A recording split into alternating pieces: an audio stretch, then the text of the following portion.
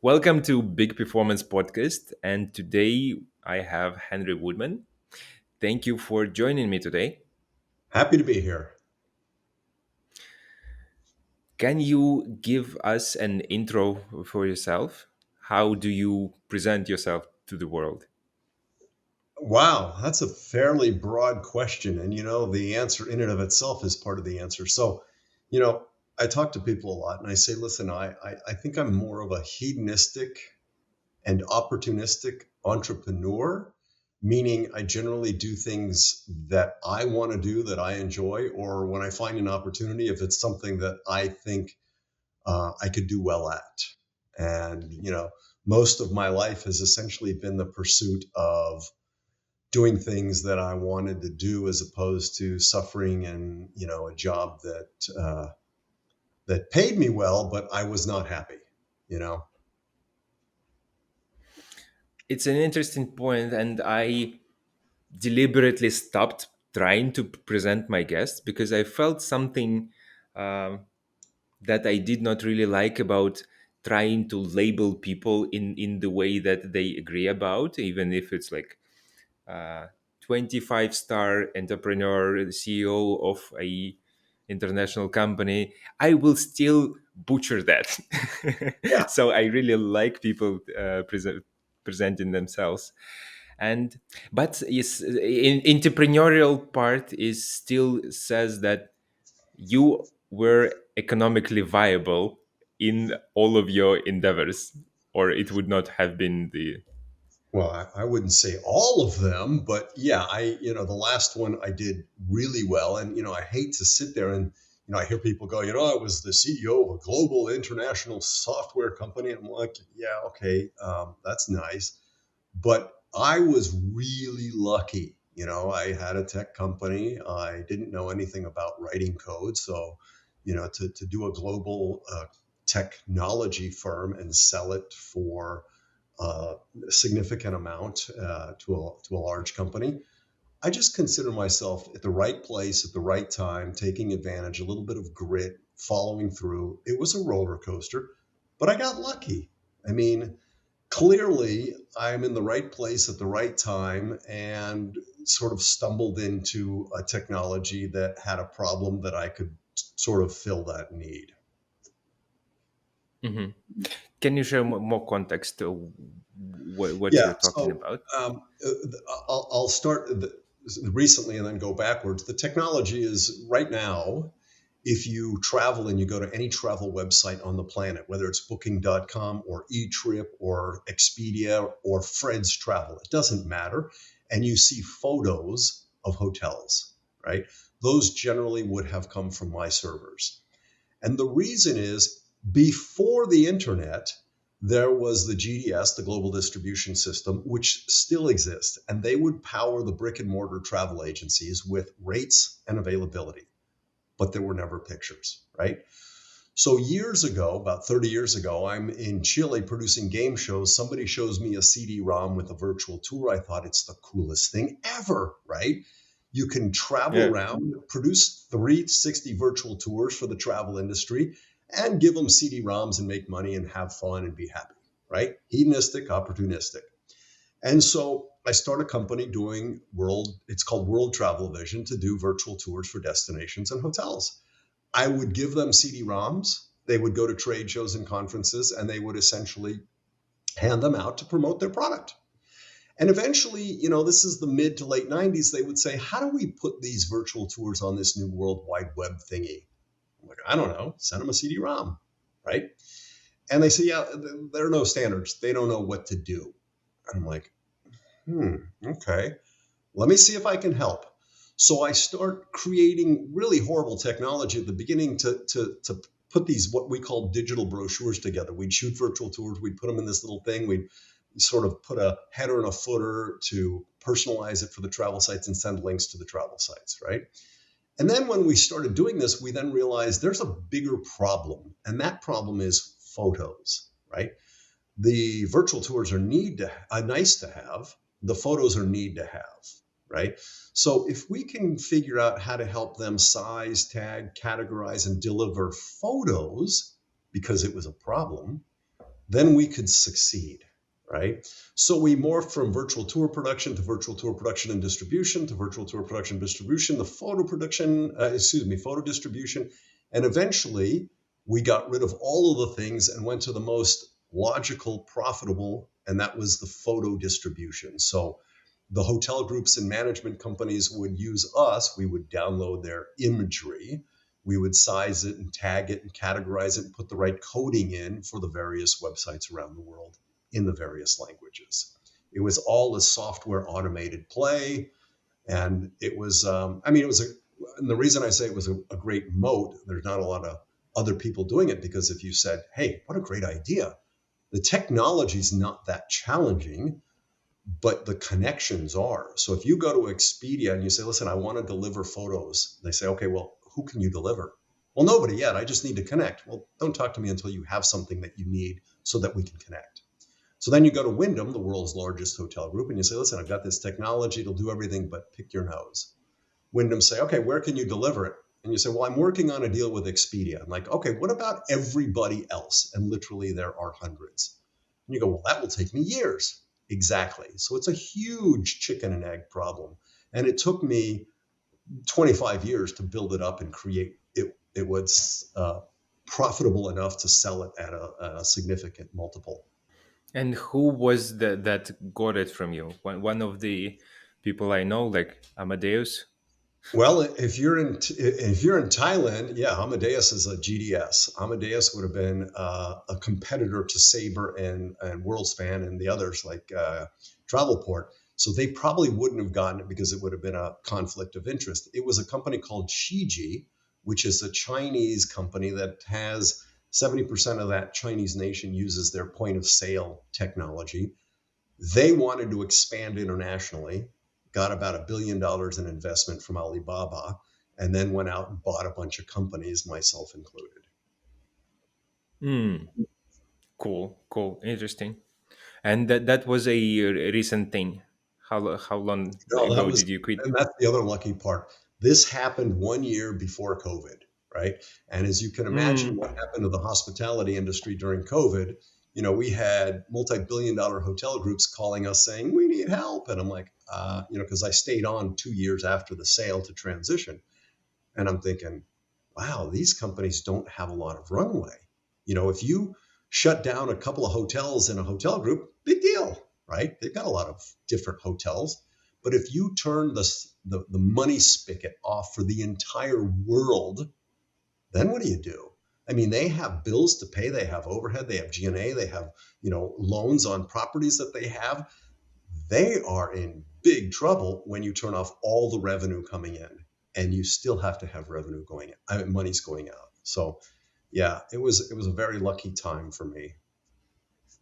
Yeah, I was happy that I don't work for travel industry in that time, because I understand that many of the projects that I've been in touch with were working on razor thin margins, and they were the first out of the window straight away. Yeah, Absolutely. yeah. And it's a tough one. And that's the other thing is, the margins, once you get the economies of scale, I mean, doing a handful of hotels, it's expensive, building and maintaining the technology. But once you've got it, the increase is minuscule. I mean, minor increases the amount of hotels. So anything over, I think it was 10 or 12,000 hotels, it was all profit. I mean, all profit. So we had over 60,000 hotels paying. So it was a good business. You mentioned a game show in Chile. How did that happen? Yeah. So, one of the hedonistic things in my life after I graduated college, and I had this fantasy that I wanted to move to Los Angeles and produce and direct movies. That did not happen, but I ended up going to work on travel films as a PA, a production assistant. I be over, right? And eventually I moved my way up from sound guy, and now I'm producing stuff. And I had produced some documentaries for Eastern Airlines in Chile, which is in Latin America. And soon after, Chile went from the dictatorship with Pinochet to a democracy, right? And as a result, they added new television stations and a new television network. And I thought, oh, so new television network, there's an opportunity for me to produce some content. So I fly down to Chile. The production guys that I used to support services down there when we were producing got me a meeting with the local new TV network. I walked in as a American TV producer, right? And I pitched an idea from a show that I had ripped off from the US. And within a couple of months, we had a show on the air called Machos in Chile that was catering, it was a game show catering to the younger demographic. And so I just thought it was a great old time because, it was wide open opportunity. I was having a lot of fun and, I was in a new place. Yeah, that does sound opportunistic. And what was the show? What did you rip it off from? So the idea came from a show in the U.S. called Studs that was I don't know, I want to say in the MTV level production with yeah, like well, it young was on, guys coming in and then trying to put something of themselves. yeah, there were two guys that would be set up on blind dates with three girls, and then they would come back, and the girls would sit there, and the guys would sit there, and the host would say, "Listen, one of the girls said something like tight jeans, tight butt, ooh la la," and then who said that? And you have to guess which one of the three girls said the certain thing, and if you get the guesses correctly, you win and you get points, and then the one with the most points wins a prize and another date, if you will, with these women. So I took that idea and I had three guys, three girls, and I changed it up a little bit, but it was the same basic concept where we had college students that were in the psychology area set up these people for blind dates. Then these three guys would go out with these three girls, and then they talk to the writers, and then the writers would tell the stories, and then they'd have to guess who said what, and it was very cute. Amazing, that's cool. Yeah. Were you bilingual at the time, or did you go all into American producer vibe and No, did I, not I communicate actually, in Spanish? yeah, I had been speaking Spanish since I was a kid in South Florida, and my first girlfriend was Cuban, and I produced stuff in LA with Telemundo, which is a Latin television network, and of course I was traveling doing a lot of stuff in Latin America, so I spoke Spanish fluently. And even when I pitched the show in Spanish, they suggested that I be the host, and I went, no, no, no, no, no, no, that's not going to happen, right? I didn't think I wanted to stay in Chile, and I stayed there really to get the show off the air, and I fell in love with a Chilean woman and stayed there for a little longer than I had imagined, but it was all fun for me. Sounds exciting. It was awesome. And how long did you stay in Latin America? So I stayed for about a year and a half, and I might have stayed longer, but you get to a point. This is when I was, at the end of it, when I was introduced to virtual tours, and there was a point in Latin America, for example, where if you make a lot of money, you feel a little insecure in traveling around. You have to protect yourself, if you will. If you make a lot of money, you have a house with barbed wire and maybe some guards, and you're worried about somebody kidnapping your kids, right? And I thought to Hmm. myself, I would rather live in the United States, where I'm from, a middle class life and not have to worry about and stress about those types of things. I don't want to go back to the US. And I also missed the infrastructure because at the time I was there, it was the early 90s. They had, a lot of smog in Santiago, Chile. The phone systems were not that reliable. There were challenges with the traffic, and, people would drive less disciplined. So I thought, geez, I'm not going to deal with this. I want to go back to the US. I just don't think that people in the US really appreciate what we have here. I know you're in Thailand, but there are things that when you travel, you get a much better understanding and appreciation and gratitude for other things in the world. Oh, definitely. Definitely. I've been to Latin America recently, and it was an experience where I saw that I don't need too much stuff, because like when you're working in a stable IT environment, you used to start to buy toys, and I had a lot of toys. I have like full home gym, and then you go to a lengthy trip, and you see like I really don't need much. I'm using two t-shirts and one pair of pants, and that is pretty much the stuff that I need. Yeah. It was Yeah. awful. I was missing so much, my all of my toys. Yeah. But Well, it now also, when I'm back, I saw that the feelings are gone. yeah, it gets more, you get more aware when you're older. I mean, when I was younger, I would buy cars that I couldn't afford to impress people I didn't know. And now that I can afford anything, I buy a car that's practical, that gets me around because I don't care to impress anybody anymore. So it's a different dynamic, like you see these people that are incredibly wealthy and they're wearing hoodies and, they look like bums, right? And you think, okay, well, who are they trying to prove to anybody? They're happy with their lives. If you're driving something you can't afford and you've got shoes and bling, if you will, and you're trying to impress somebody, well, are you really happy, or is it just trying to sort of live the marketing world where this will make me happy if I have these material things? Quite different values that you evolve through during the life. Right. Exactly. So that's you who are weird with your fancy values of a life that feels nice. They still are on the values of impressing the guys from work, or the other guys, whatever that means. It Yeah. was I mean, fun when I met the uh, idea from people doing social research, and they said that we all think that when we buy the car, people who see us in the car would say, "Oh, he's so cool, he's in the car." And when people see you in the car, they see you and say, "Oh, I wish I was in this car." And they don't even care to acknowledge that you got the car at this moment. No, they just picture themselves there. yeah, that's exactly right. They don't care about you, they care about them.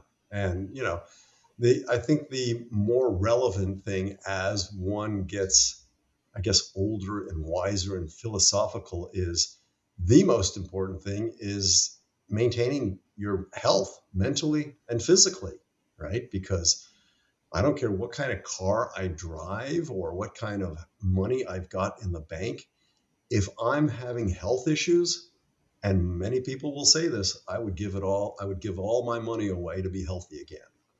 And I think that's the one thing that people need to be more cognizant of. We here have this idea, you know what, I just want to, take the easy way out. I want to eat crappy food. I don't want to work. It's too much effort, right? Or I want to take a pill to make it better, to lose the weight or whatever it is.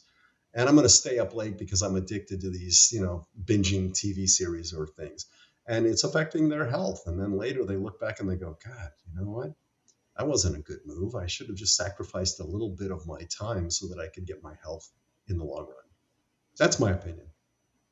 Totally agree. I think comfort is a huge misunderstood issue with many people.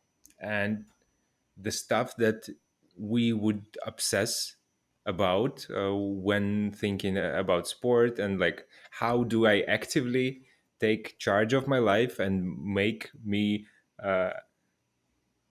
get some longevity, basically saying, hey, I want to spend like 30 last years of my life in a body that moves, actually, and that means that I need to spend a few decades actually using the body, and not being on the couch clicking the whatever gadget that I came to be in contact with. Yeah, and it does not really require much. People think that, oh, I need to get my life on the rails. I need the gym membership. I need the coaching from the dietitians and things like that. But to start with physical activity, you need 1 hour a week. A week, 1 hour take makes miracles for people. Actually showing them, hey, you can do 3 sit-ups in a row and be fine with it. Yeah. Well, and I tell this to people all the time. First of all, everything in moderation. There are people that are obsessed about, crazy workouts and doing all kinds of things to the extreme, whether it's eating or working out or what have you. But at the end of the day, it's really down to three basic ideas. Four, if you try to minimize the stress, because you're not supposed to stress that much, but that's really hard to control when you're in an environment, right? Eat well. And that doesn't mean be like, amazingly healthy, but try not to eat a lot of junk food and eat fairly well. You can have an occasional thing to treat yourself. Move, meaning work out, walk, do something with the dogs, go to the gym, swim, whatever, right? And sleep well, right? Sleep recovers all of that. So if you do those things, and then hopefully you can control a little bit of the stress thing, you should be okay. Again, in moderation, you don't have to work out, 3 hours a day, and you don't have to sit there and eat like a vegan, or, well, I don't know if vegans are that healthy, but anyway, you get the idea. And, manage your sleep. Yeah, rest quality is something that people don't really appreciate or have in mind too much right now. And I am at fault as well because I love screens. All my work is on the screen. All the people I care about basically communicate via screens with me. And when I expose myself to it late at night, I understand that the circadian rhythm moves even more than it is now for me. And I know it's bad. But at the same time, where is this balance? If I blame myself for staying up late with the screens, I will get more on the stress scale. Maybe that will disturb my crafty balance with Yeah, like yeah, little less sleep, and a lot of guilt will just crush it. yeah. And that's why I say, moderation. Listen, at the end of the day, I was having dinner with a friend of mine, and he was obsessed. And I said, all right, we got these fried calamaris, and they were really good, right? And he's like, okay, let me try one. And he took a teeny little bite, and he goes, oh, those are delicious. And he didn't eat any more. And I'm like, seriously? Then we got a key lime pie, right, with whipped cream. And he's like, yeah, that looks good. I'm like, hey, try one. And he got a little sliver and he goes, oh, that's delicious. And that's where it ended. I'm like, eating half a slice of a pie once in a while is not going to kill you. But the fact that he denied himself these luxuries, I thought, that's kind of a little too much. And to your point, it must be very stressful.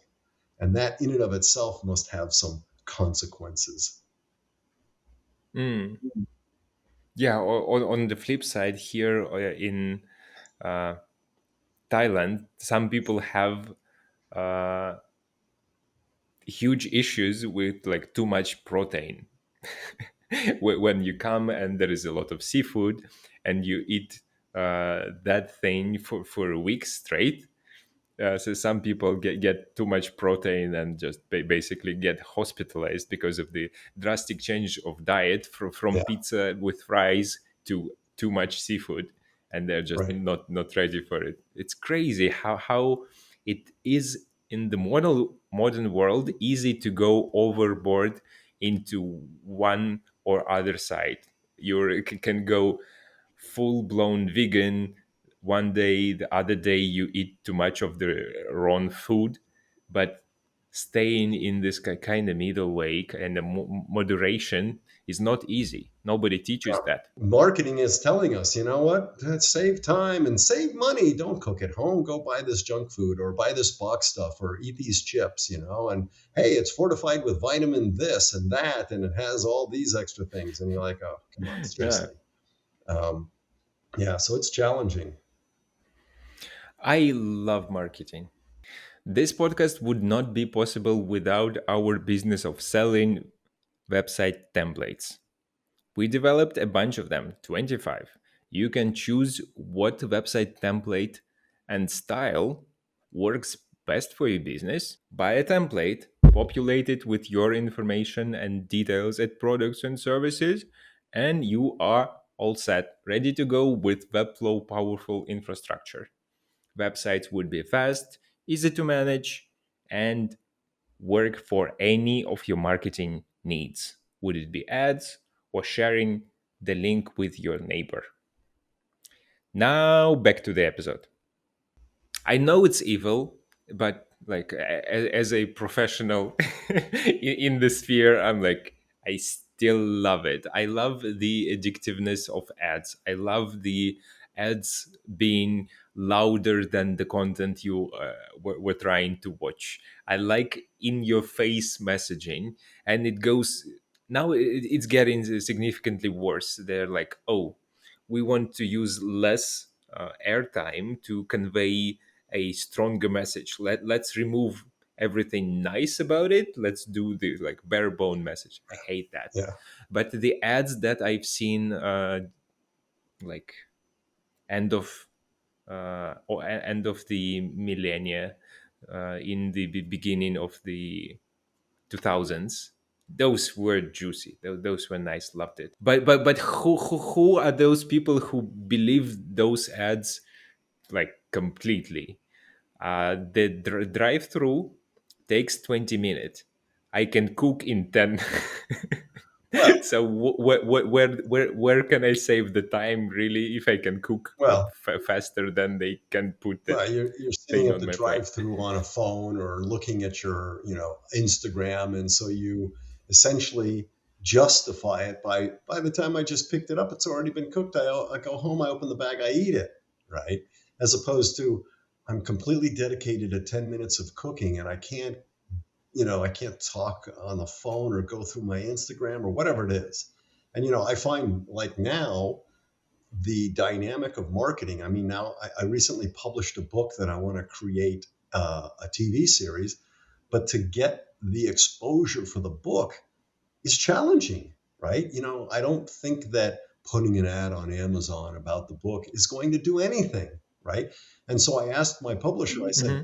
how do you get awareness? And she said, you got to be on one of those lists. I'm like, yeah, I'd love to be on a, best books of the 2024 summer or whatever.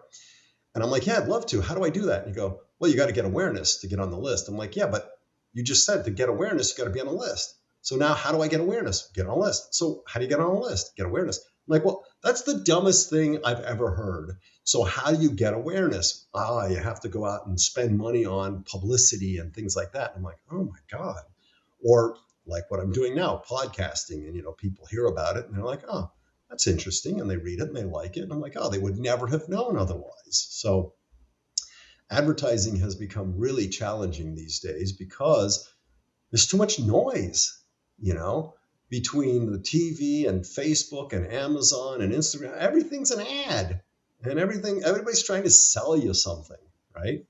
Yeah, everyone is competing for the limited resource of people's attention, and people are. I mean, the technical tech companies are better and better at harvesting this attention, and but for the people who approach me saying, "Oh, let's run some ads," I'm like, "Let's not run some ads, please," because I see how it is, Diluting. how the progress with delivery goes.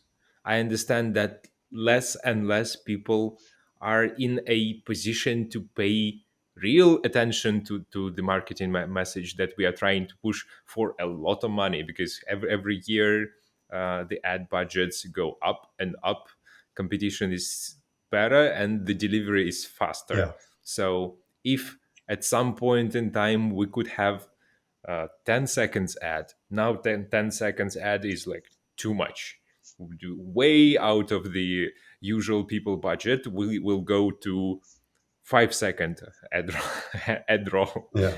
And it is crazy because most of the people that are actually consuming the ad content would be just hating you for being there, being between the content that they want. Right.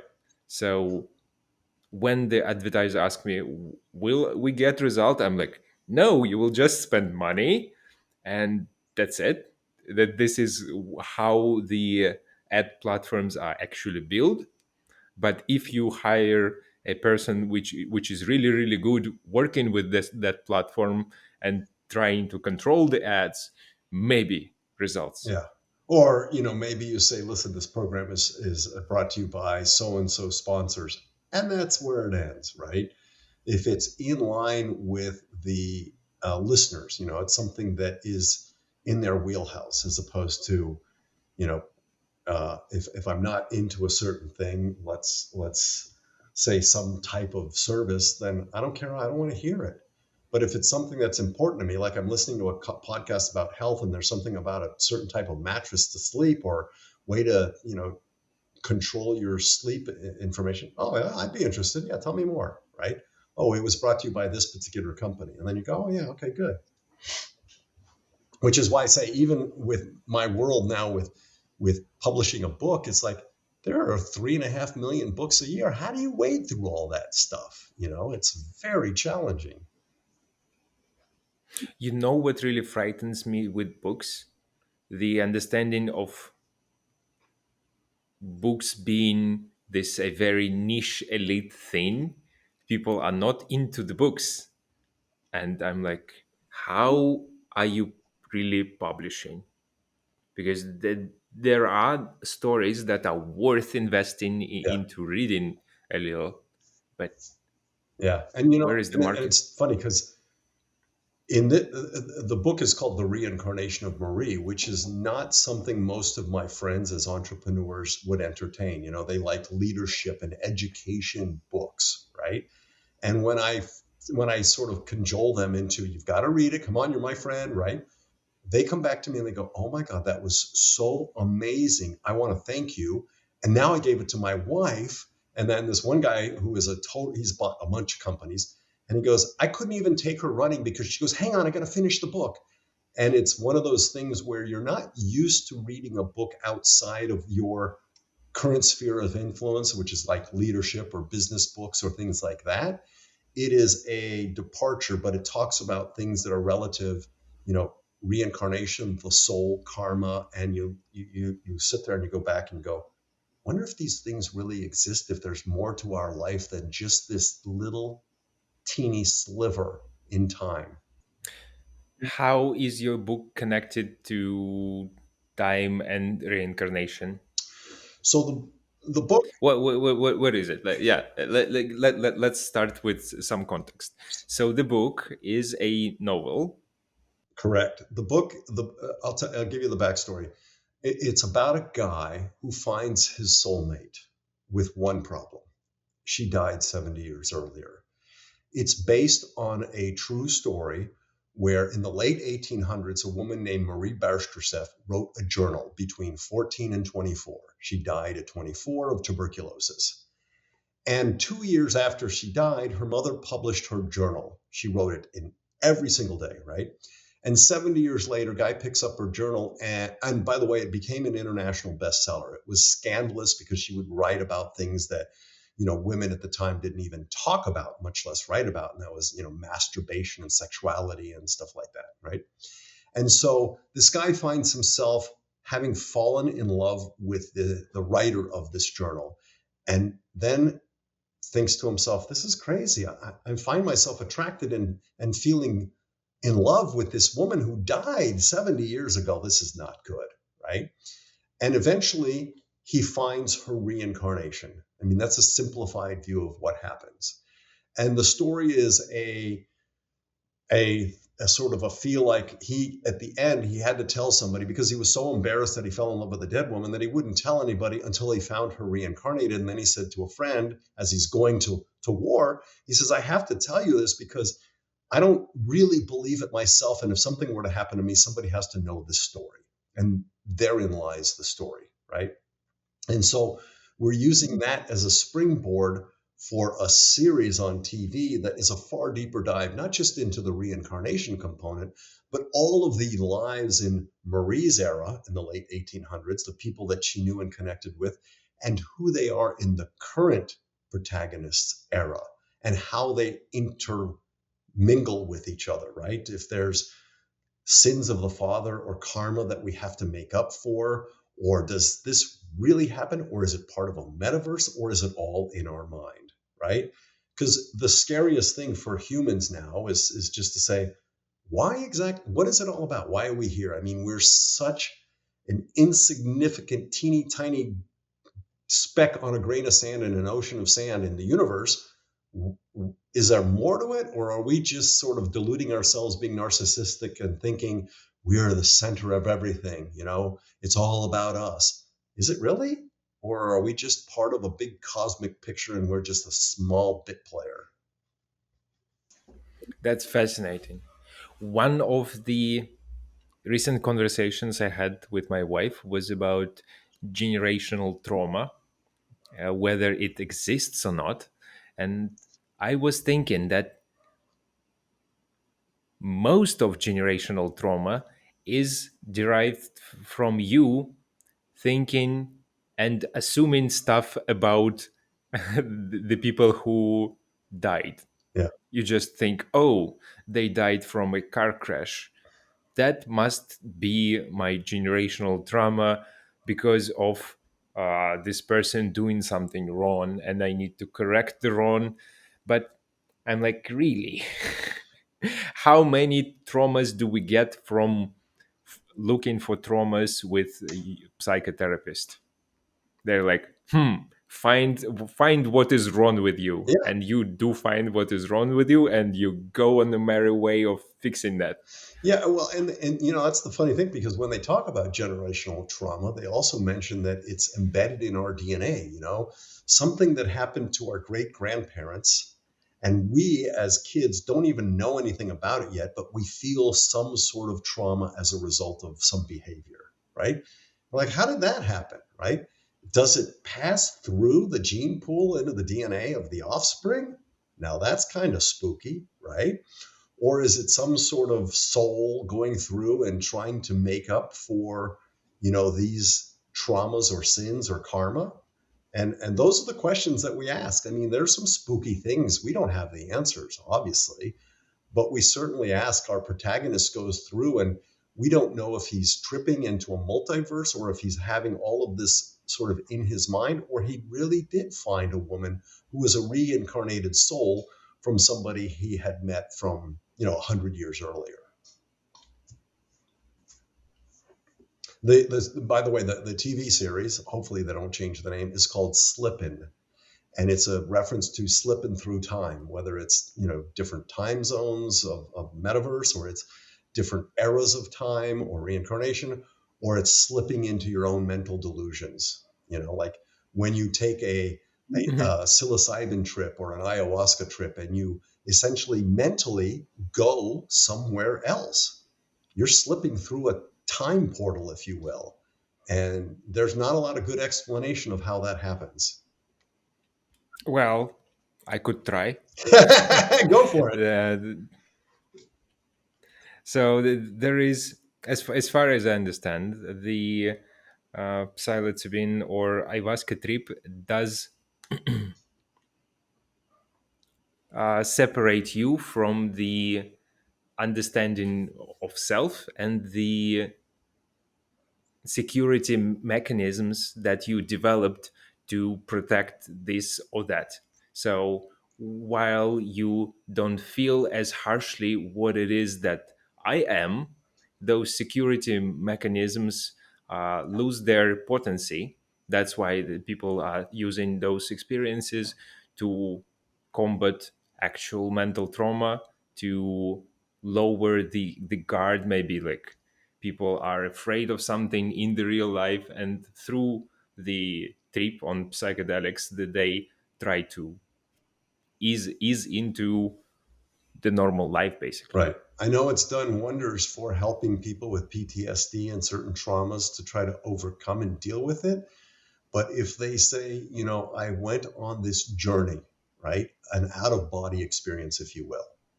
So I've lost the feeling of self and I went somewhere else, right? And that's because the brain's connections have been opened up, if you will. But where is that somewhere else, right? Is it some inside my mind or is it out in this universe, right? The big sphere of our existence. There is some merit into it. I don't like the worldview which is like too black and white, saying, hey, we got science and it is completely white. There is everything that we know.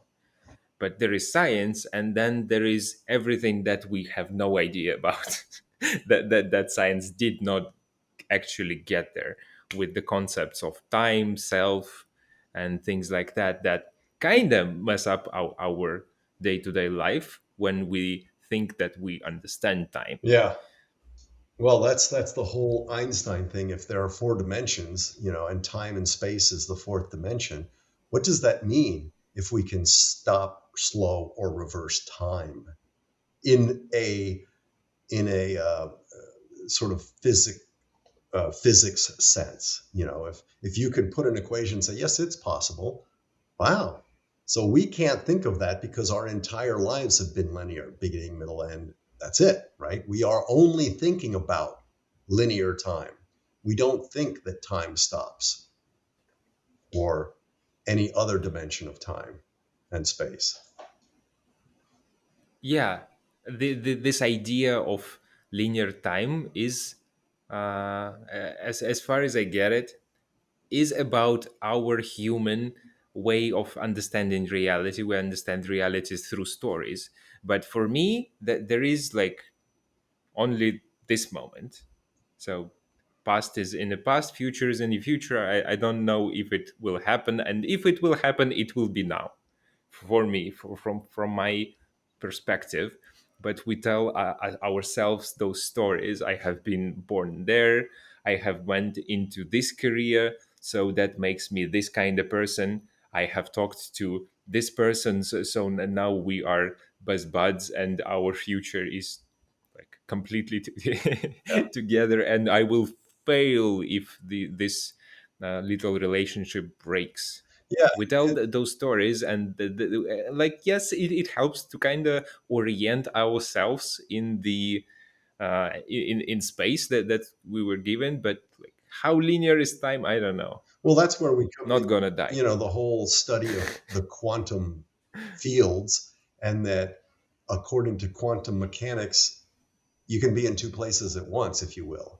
And then you ask those questions. It's like, well, if every decision I've made in my life has gone off on another branch, and I didn't decide to do game shows in Chile, which meant I didn't do the virtual tours, which meant I didn't get into the photo distribution, where would I be?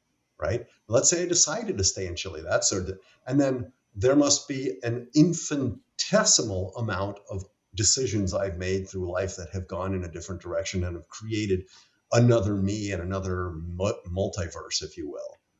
And that to me is mind blowing. Not to say that I think that exists. I don't. I just think that if there's quarks that can be in two places at once, you're like, wow, okay, we know so little about our universe.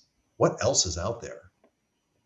What else is beyond the little environment that we have been given as this like thinking apes?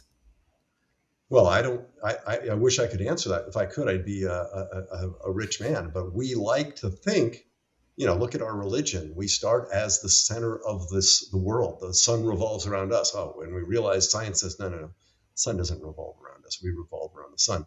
Okay, well, we have this one God. Okay, well, yeah, okay, so that's trying to control the masses. Okay, so really, what is going on, right? Are we just an anomaly, or are we a little speck that goes through and travels through wormholes to get to other metaverses? Or is this just a one and done? Like, we don't think if we happen to walk along and we mistakenly step on an ant and the ant dies, okay, whatever.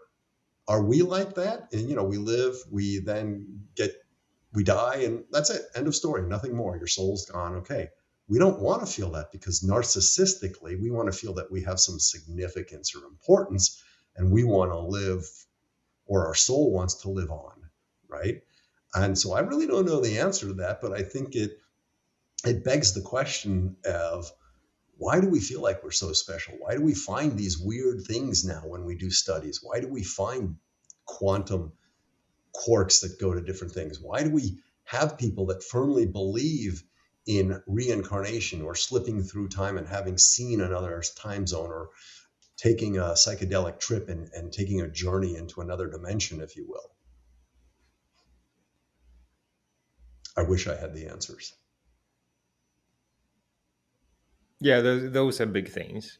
Most of the people occupy themselves with thinking how to earn more. Yeah, well, I mean, at some point, And can you really blame them? You have those questions that people were trying to tackle from the moment they uh, put something down, trying to make science, right? put something in writing. They were trying to understand themselves, and some people trying to understand the economy. Well, that's because Much marketing smaller, says, but you'll be a better, happier, more fulfilled person if you have these things. Now, granted, as we talked earlier, when you travel and you see the way the rest of the world lives, many of them are happy and they're not on social media 16 hours a day. But the reality is, when you get to a certain point and you have the basic necessities like Maslow's hierarchy of needs, you've got security, you've got food, you've got shelter. Okay. And you have enough to where you're not stressing about how am I going to pay for my next meal. That's important, right? But beyond that, to have billions or hundreds of millions, I don't know. I think there's better ways to go about it, to say, listen, what's important is not that I have the biggest yacht and I have the baddest private jet, is that I'm pretty damn happy.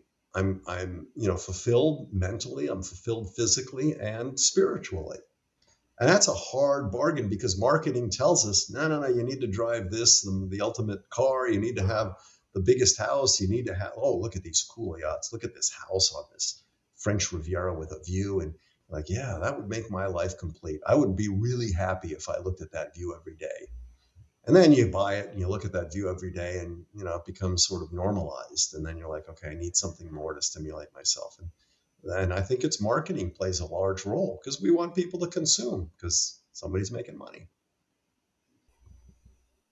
I think there is even worse case of marketing. I think that uh, scaring people into stuff is worse than that.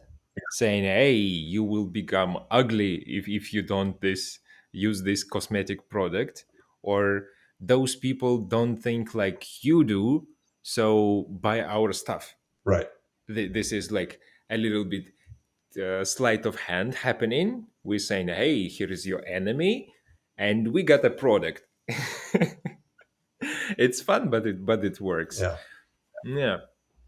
There is a crisis going in the other sphere currently, big crisis, very scary. The loneliness epidemic, uh, not apart from the results from COVID, but now we are better at working from home. We are more more online creatures, I would say, than offline creatures in this social sphere. Yeah, got any ideas how to tackle those? Wow. Because I admire your entrepreneurial journey, and I uh, so seeing the opportunities is what you do. This is what you did with the images. This is what you did with the game show. Yeah. Can we think of an opportunity of the loneliness epidemic? It's a big problem. It's not just a big problem, Oh. it's a huge problem. And I think that technology is exasperating it. The fact that COVID said, you know what, let's all stay away from each other for a while. Okay, that was a temporary thing. But then when it's done, it's like, I kind of like staying at home and working from home. Really? Okay.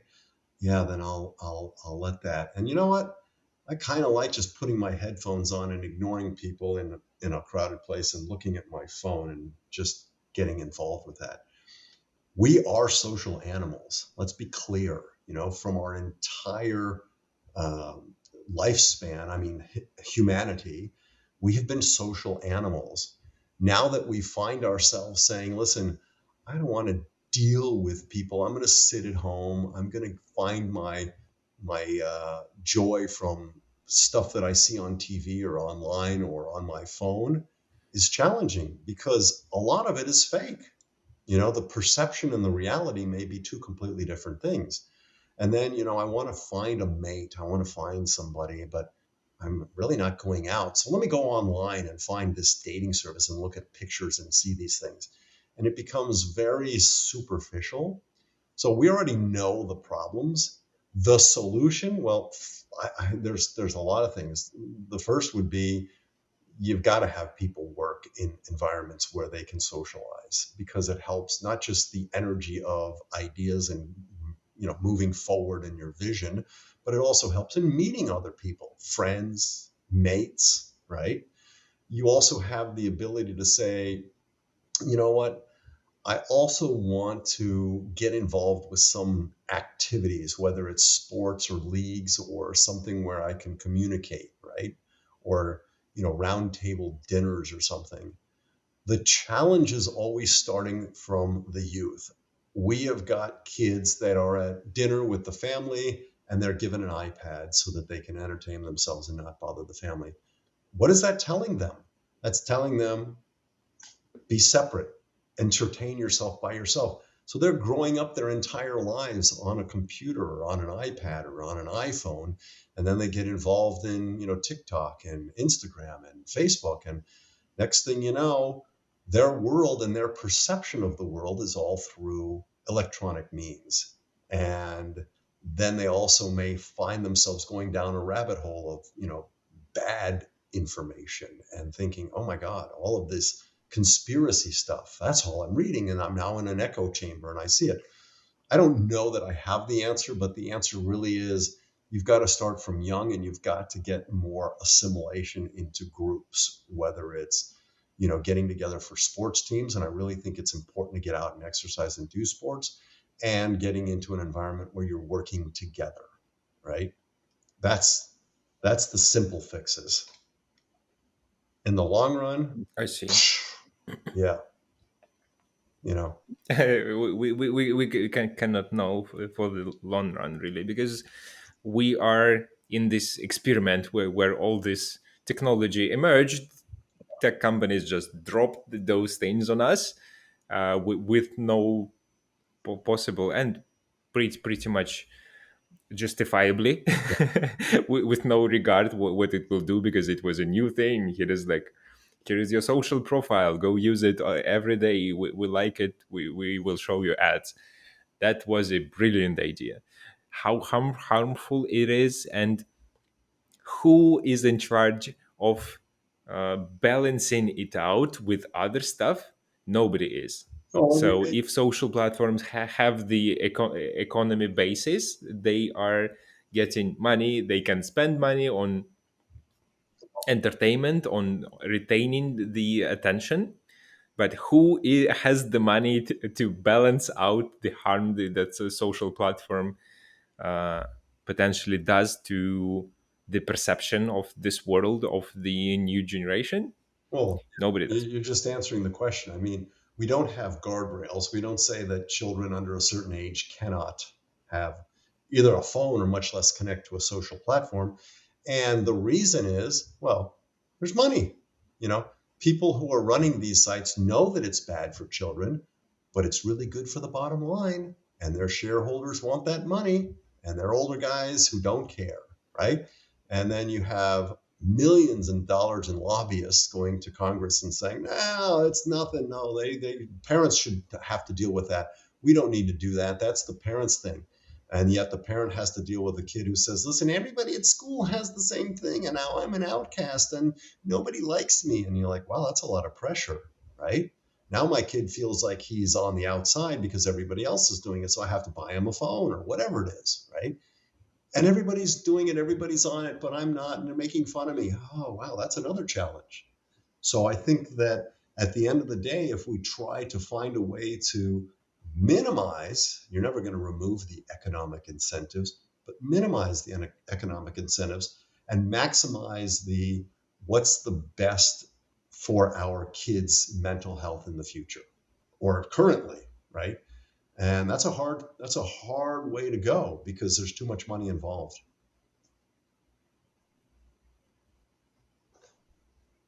Yeah, it's not easy to fight money, especially big money, Yeah, with ideas alone. that's exactly right. This is why I believe in entrepreneurship. The real entrepreneurship of like getting the idea and then dragging the world by the tail, so that this idea is economically viable. This is the magic, Yeah. as I see it. Well, listen, I think nowadays entrepreneurship has so many opportunities, but and I tell this to people all the time, you have to look at opportunities and say in the beginning, early on, you say yes to everything. You try things because there's so many things going on, but find some problem that you can solve or that you can improve. Yeah, this is a problem. It takes 5 steps to get to this. I can do it in two. Oh, okay. Or this is a new issue that I think I have a solution for. Instead of saying somebody should do something about this. Okay, what about me? So you say yes to everything until you finally find yourself in a position where this particular opportunity I can capitalize on. I can win, right? Then you have to say no to everything else so that you build your moat and create that for yourself, right? That's the beauty of entrepreneurship. People that are willing to take chances. And when you're younger, you fall. You don't have far to fall. You don't have a house and a mortgage and kids and a wife and things like that. So you look at that and you maximize all of the opportunities until you find the right one. You're solving a problem. You know you can do better, and then you have to learn how to say no to everything else. Because early on, much like when I was younger, I was a cheap whore. I would say yes to any nickel because I needed the money, right? And then eventually we got rid of, the photographers. We got rid of producing virtual tours. We got rid of distributing virtual tours. So we finally said we're only going to manage and deliver photos. That was it. We're going to be the best at that one little area. It makes sense. Like the muscle to actually pull through, to follow through this harsh environment. And once I was engaged in the startups, and I really liked the philosophy that every startup needs one miracle. And if your startup needs two miracles, it's too much to ask for. So we are trying to play out for one miracle, because if your startup does not require a miracle, it is just a business. It's not a startup yet. It's a business. It's stable. You know that it can work.